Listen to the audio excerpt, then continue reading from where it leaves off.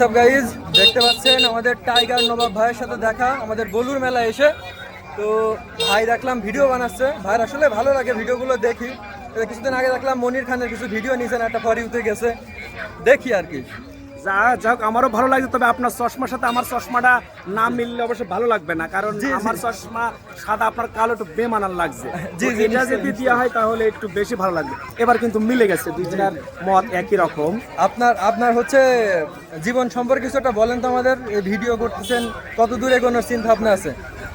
মূলত আমি যদি ওইভাবে পরিচয় দিই তাহলে পরিচয়টা অনেক বড় হয়ে যায়। মূলত আমি 2019 সাল থেকে, আপনারা নিশ্চয়ই জানেন যে মিরপুর শেরেবাংলা ক্রিকেট স্টেডিয়ামে, ওই স্টেডিয়ামে সাকিব আল হাসানের ছবি আমার বুকে আর্ট করেছি। মাশরাফি বিন মুর্তজার, মুশফিকুর রহিম, মাহমুদুল্লাহ, রিয়াদ, এদের ছবি আর্ট করে আমি মূলত মিরপুর শেরেবাংলা ক্রিকেট স্টেডিয়ামে খেলা দেখাতাম। সেখানে একটু আসলে আনন্দ নিতাম এবং সবসময় আমার ইয়েতে কপালে সবসময় আছে পতাকা বাঁধা থাকে।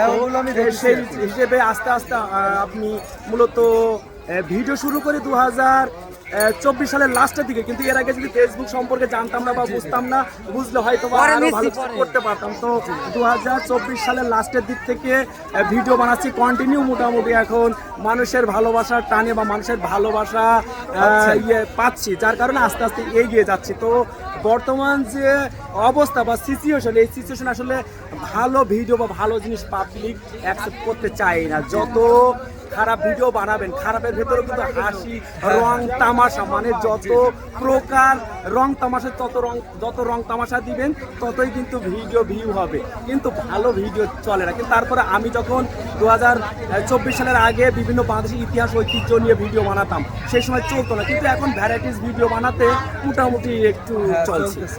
এখন আমাদের ফেসবুক এর অবস্থা খুবই ভয়াবহ। জি, ফেসবুক পেজে কোনো ইনকাম নেই বললেই চলে। ইউটিউবটা ঠিক আছে, কিন্তু ফেসবুকের অবস্থা খারাপ, আপডেট চলতেছে, হয়তোবা ঠিক হলে আমরাও কাজ করতে পারবো। তো কম বেশি অনেকে চেনেন, জানি না কয়জন চেনেন, ফলোয়ার্স আছে। তো ভাই কাজ করতেছে, দেখি, যেহেতু আমরা সব একই নিজের এলাকার, তো ভাইয়ের সাথে কথা বললাম, খুবই ভালো লাগলো। তো যা হোক, ভাই এতক্ষণ আমাকে সাক্ষাৎকার নিল, তাকে এবারে আমি একটু বাজাবো, এমন বাজাবো যে আসলে বাঁচতে বাঁচতে হয়তো বা কি হবে জানি না, একটু দেখা যাক। জি জি, নিশ্চয়ই নিশ্চয়ই।